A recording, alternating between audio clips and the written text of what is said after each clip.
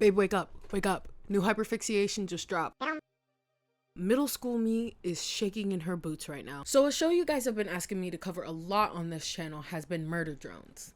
That's not this video, but I am covering something made by the same people called the Amazing Digital Circus. I want you all to know that my introduction to this show was people arguing online about whether or not Jax is considered a Tumblr sexy man yet. Glad to know my Twitter timeline is doing the right thing. And it may or may not have been the reason why I ended up watching the show. Well, the show would have ended up on my radar sooner or later. One, I'm sub to the creators, and two, have you seen how many views this got? Over 16 million views. So why is this pilot so popular? Is the show any good? And most importantly, is Jax a Tumblr sexy man? If at any time you like this video, please give it a like and subscribe because I make videos like this all the time. And comment down below if you think Jax is a Tumblr sexy man. You think I was joking? I'm not joking. He talks like one, he acts like one, but he still has that air of patheticness that he doesn't have quite yet, but it's only the first episode. Who knows where he could go? Let's jump into it. Okay, this may not make a whole lot of sense, but stick with me here. Does this not remind you of like early 2010s anime? And I'm not just talking about the Sword Art Online reference with the headset, though that is a major part of it, which we'll get to.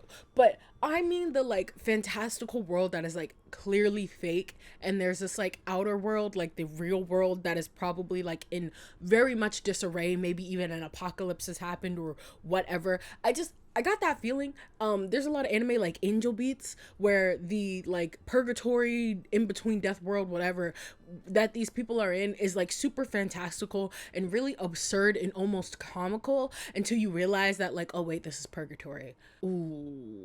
No. Before we get too deep into game theory, film theory territory, let's do a deep dive on the pilot. Before my brain rots completely. The actual world of the Digital Circus seems to be some type of show and or game. For who? That's a good question, because there doesn't seem to be that many characters, and as we'll see later, there maybe were some other characters that got, it's not like people are forced to like perform or anything under their will. It's not like they're performing this TV show and or a video game where they have to be in line with everything else, kind of like Toy Story. They don't got to do all of that here, but it does lead the question then, why are they here? The show opens up with an extremely catchy earworm ass song, and oh boy, do you know I love a good catchy light-hearted song with deep dark lyrics.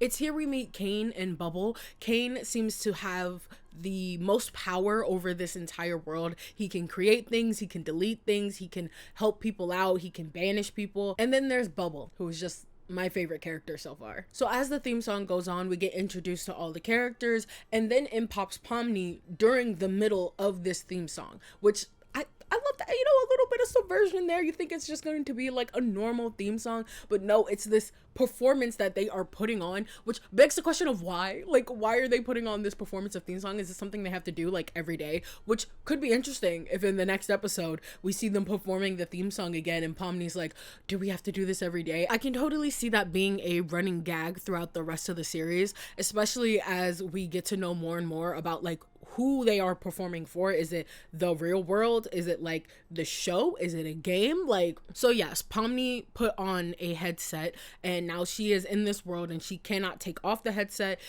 Her whole consciousness has been imported into this world. Of course, main character shenanigans. She doesn't think that any of this is real. She thinks it's a dream.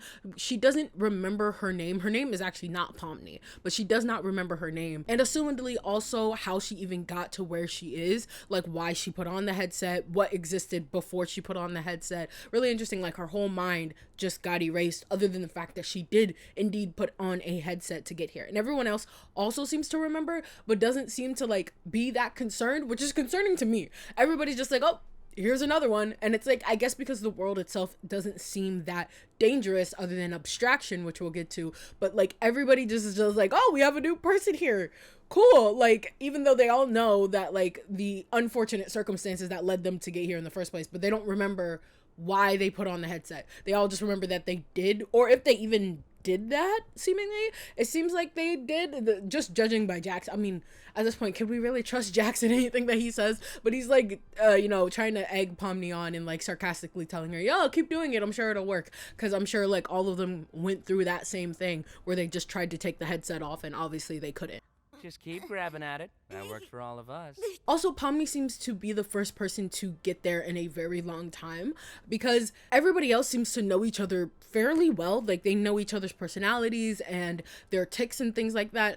But POMNI obviously comes in and they like, oh, this is a new person. They don't really seem surprised that there's a new person. But it is weird that they all kind of know each other like pretty well, which means that there has been a significant amount of time between like the last person that came in and then POMNI coming in.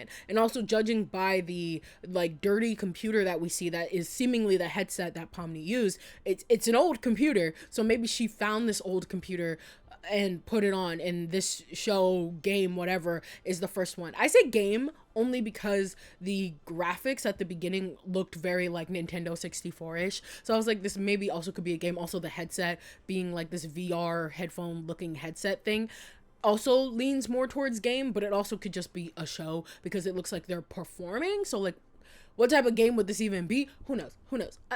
We're getting into theory territory. We don't need to get there. Yeah, Caine gives her the rundown. There isn't much place to go other than this world, which again leads to it being a game. I know I keep bringing it up, but the fact that there's only like certain areas that they can go and there's nowhere else outside of those areas really lends itself to being a game. They get introduced to the void, which is a thing. Like, if you didn't want POMNI to go find the void, why would you even introduce it as a thing? But it is a thing that is there, which obviously might have ramifications later on. And they give POMNI her name because she cannot remember her own name, and they settle on POMNI. Something weird happens here first. Caine actually initially asks for her name. And it's like, why would you ask for her name? If then right after she says that she can't remember it, he says, oh yeah, you can't remember your name. No one here can remember their name, so we give them all new ones. Then why would you ask for her name? Were you expecting her to maybe remember her name? I'm confused. I'm Confucian. Cause what? This is like some of the first weird things I noticed about Caine. Obviously, Caine knows a lot more than he's letting on. Most of the theories that I've been seeing around both on like Twitter, YouTube, Tumblr, wherever, is mostly pointing to Caine having something to do with it, whether he's evil, whether he's good, you know, this, that. I'll talk about that later. But for now, just know that he's suspicious. Very suspicious, and he just won't, like, he for some reason just won't tell them what's up. So Caine decides he wants to make this grand adventure for POMNI as to welcome her. He brings up these like random creatures that they all have to like collect and bring to the like big monster in the basement basically, and that's their adventure. He makes these adventures for them so that they don't lose their minds, essentially just staring at brick walls doing nothing. I'm gonna bring up the game again, which brings it to like a game thing. If no one is playing this game, there is nothing for them to do, right? So that lends itself to the game theory, right? The game theory that they have nothing to do unless there is a player playing them. Instead of a person putting on the headset and becoming a player, instead now they are one of the NPCs or worlds in here. In fact, Jax mentions NPCs, which makes me believe, like, are they all supposed to be players? There's no NPCs, like there's literally none, except for the ones that Caine creates on these adventures. So it's something to think about. So moving on, Ragatha, love her. She ends up being the one to explain to POMNI that the reason why they go on these adventures is to keep them mentally stimulated so they don't go insane, because bad things happen when they go insane. Now, this is all set in this hallway scene, which like there's a lot going on in the background. Like the paintings, every single like picture frame painting is really weird. Caine mentions that there's a bunch of eyes watching them, which is interesting because he says there's a lot of eyes watching them at all times, but then when the falling action happens during this episode, he is nowhere to be found. POMNI is actively trying to look for him, and she eventually, spoiler alert, finds the void, and he is again nowhere to be found until he is alerted. So what is the point of all of these all-seeing eyes if they're not alerting him to any danger or people going outside of their bounds? So anyway, they're trying to go see this clown named Kaufmo, who was mentioned at the beginning during the theme song, but he wasn't there, so they try to go find him to see what's up, because apparently he has also seen this exit door, which I forgot to mention, but POMNI sees this exit door like right when she enters, and she thinks, oh, that's the exit, I'm gonna go towards it, and then Caine just completely blocks her way from that. So this clown named Kaufmo apparently has also seen it, so she wants to go talk to him. However, they get there and they open it and they see that Kaufmo has gone completely crazy and has turned into this giant glitchy monster thing, which I feel like is a good time to mention that this is all 3D animated, which if you don't know, 3D animation is really hard. I mean, animation in general is really hard, but getting 3D animation to like look good, like if you look up like 3D and completely 100% 3D animated shows, they're really hard to like make look good. And this show looks really good. It's super stylized, but I like that they take the fact that it's 3D animated and add it to the actual show. Like the fact that they are in 3D means something, because we can see that there is like this clipping of this like pot that happens during the theme song when POMNI enters, and now we have this like glitched out monster thing that is infectious, so if it touches you, you also become this like glitched out monster thing. You can see, especially with Ragatha, her hair like starts to stand up like the way it does when, if you ever 3D modeled before, like, and you don't know what you're doing, that's usually what your stuff ends up looking like. So it's really cool that they're using that as like this kind of like plot point, as well as it being the medium in which you are watching this show. I think that's really cool. Now, the audience of who this show is for is very interesting. I definitely could say that Murder Drones is for a younger audience. Like, even though there's a lot of gore and a lot of like horror, it seems like something I would watch when I was in middle school. Like, that's one of the first notes I wrote down. I was like, this is something I would have watched when I was in middle school. Like, it's super gory. It's super kind of scary, but not really. There's a lot of characters, and the main character specifically is somebody that like I feel like a lot of children can relate to. Now, obviously, that does not make it a bad thing. Please take a look at my channel. It does not make it a bad thing at all, but I think that's the reason why a lot of people just immediately wanted to hate on this show, The Digital Circus, when it came out, is because it's probably for a younger audience, and immediately when people see something for a younger audience, they just go crazy for some reason. I don't know, like, it's really weird. It's like, if it's not your cup of tea, it's not your cup of tea, but like saying that it's bad when like technically it is not bad at all on a technical level. And the writing, if you don't like the jokes, then that just means like, okay, like it's for a younger audience, so if you don't identify with the jokes, that's fine. I found some of the jokes to be like, okay, clearly it's for like kids. Like the whole cursing bit at the beginning, like that was like, okay, that was clearly for children. But there were some jokes that were like genuinely funny that I like was like, okay, this is for everybody. Everybody laughs at this, you know? I don't know. It's weird when people say that. It's like, if something isn't for you, that's okay. You know what else isn't for me? Bluey. You know what I do? Cry every time I watch Bluey without fail. Anyway, speaking of Ragatha though, she is too nice. She is too nice, and I find that suspicious. Every time a character is too nice, I find that very suspicious. She's like very nice. She's very helpful. It makes me think like maybe she was the last new person to come. Because again, I still firmly believe that it's been a while since the last new person was here. But like maybe she was she was either like one of the first or one of the last people to come. And that's why she's being so nice. Either that or she's just going to snap one day. Which, like, I have a feeling she is. She's just way too nice. Everybody else has some type of like edge towards them. But like her, she's just like very nice, sweet girl. Maybe I'm looking too into it. Who knows? So yeah, back to Kaufmo. So Kaufmo is this monster thing, and he's chasing after them, and he gets Ragatha. Like I said, his infection of the glitch, whatever, infects her. POMNI tries to reach out to Ragatha to like help her, but it sees that like it glitches her out too, so she gets scared and she runs off to try and go get help with Caine. Again, Caine is nowhere to be found. Nowhere to be found. He has eyes everywhere apparently, but he is absolutely nowhere to be found. So POMNI is running, and she sees the exit door again. So she goes through this exit door because she's like, oh, I'm gonna get the fuck out of here. She goes to this exit door, and it's just the back rooms.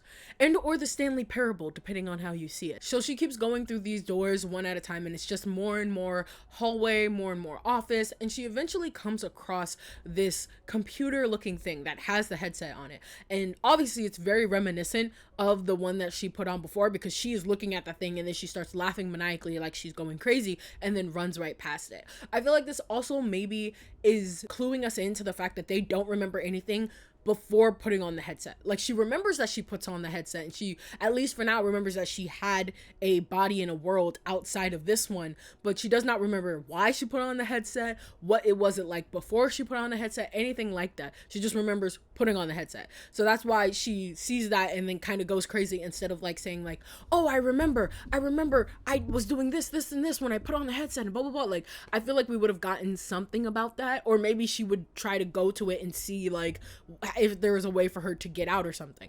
So I feel like that moment was more of telling us, the audience, that like we're not getting answers for like a very long time. So she keeps going, and eventually she ends up in the void. Then this is when Caine's watch goes off, telling him that like, oh, there's somebody in the void right now. He goes to the void, he gets POMNI back, he brings her back to the regular realm. Again, why was it just now you're getting notified that there's somebody in the void? Girl, there's something going on. He also then banishes, it's played off as a joke, the whole idea that like, oh, Kafumo's been abstracted, and he's just like, why did nobody tell me? Very funny. But also, it's just like, huh? What happened to you having eyes everywhere? And you didn't know that, I guess you know, privacy reasons, you don't have eyes in the room, but not the hallway where there were literal picture frames with a bunch of eyes. Those aren't real. Those aren't surveillance camera. Like, bro, I don't know. I don't know. Anyway, so he puts Kafumo into this like depth underbelly thing, of which we see a lot more eyes and goopy things that look a lot like Kafumo himself, meaning that all of those X's on the doors that we saw during the hallway scene are probably people who also abstracted. The fact that they have a name for it means that it's happened before. So Caine then says to Pomni that he knows that she wanted an exit so badly, so he took the exit door and put something behind it. He didn't know what to put behind it, he just put something and he never finished it, and that's that. So basically saying that even he doesn't know that there's supposed to be an exit, there is no exit, and they're kind of stuck here, but he wanted her to have an exit so badly that he made one, which is like, why did you do that? Just have it be nothing. Like, have it be the I know he was probably had really good intentions, which again, we'll get to his whole character in a second, but like, why wouldn't you just put the void? So she would go to the void, you would be alerted that she's in the void, and then be like, oh, okay. And then also, does that mean that he's making the exit doors, or the exit doors just appearing, but there's nothing behind them, and so he's making something just for the sake of them? Who knows? I don't know. Girl, I don't know. There's a lot of shady shit going on, Caine. There's a lot of shady shit. So yeah, to his character, I've seen a lot of theories saying that like he's just trying to make everybody's stay here just more comfortable. Like he is actually a good guy, which I can get behind. Like he has no ill intention so far, even though he's laughing maniacally a lot of the time. He's not doing anything that regularly puts anybody in harm's way. He's actually trying to keep them all from going insane. So maybe even he used to be one of them, and for some reason he just gained a lot of power, and now he's trying to make everybody stay a lot more comfortable. Maybe there even was an exit at some point and it just doesn't exist anymore, and so he's trying to make everybody feel better and not go insane. But hey, it's just a pilot, and that's just the theory, a game theory. They then end the episode with Pomni just kind of realizing that this is her fate, that she is stuck here, and they end it all with a big feast despite the fact that none of them need to eat, which ends up in the weirdest looking scene ever. What does this remind you of? Oh, my Christian raised babes, what does this scene remind you of? Does it remind you of Jesus's last feast? Because it does to me. Now look, I know I'm getting a little Matt Pat here, but I'm just saying, I don't remember what side Judas was on, but just keep it in your noggin for now. Just keep it in your noggin for now, because why would it not be like a circle table where everybody can see each other more easily? Everybody's like reaching over to talk to each other like this or like this. It would be so much easier with a round table, but instead you have this long table that very much so looks like she is Jesus and everybody else is around her. Look, I'm not going full Matt Pat, I promise. I'm just saying, think about it and keep it in your noggin for now. And that's the pilot. It zooms out to let us know that they're stuck on this little island world, and zooms out even more to let them know that they're in the void, and zooms out even more to let them know that they're inside some type of computer programming.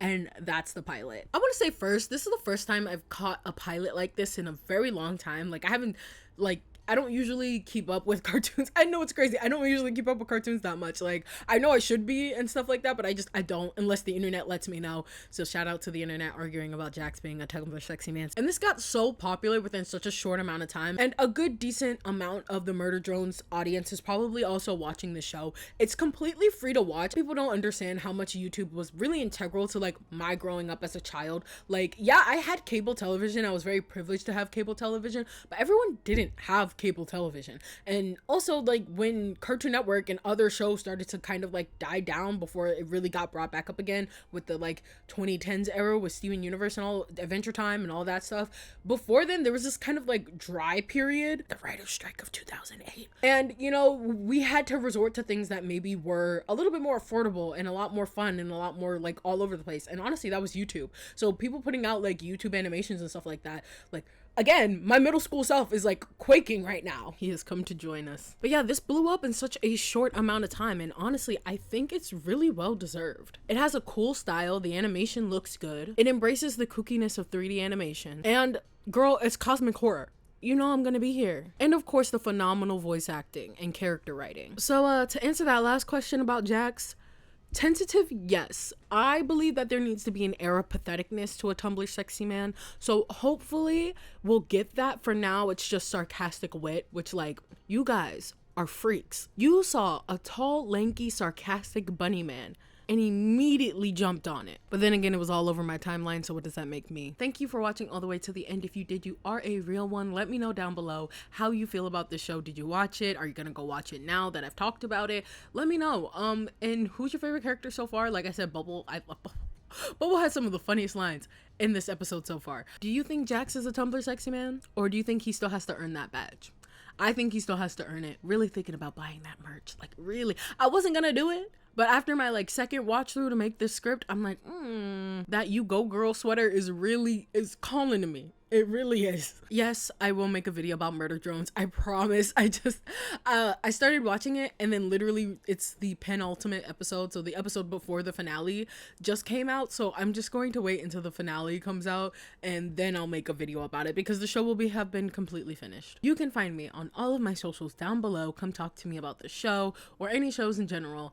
And thank you so much for watching. I will see you in the next episode. Love and peace. We say love and peace? Say love and peace. He says love and peace.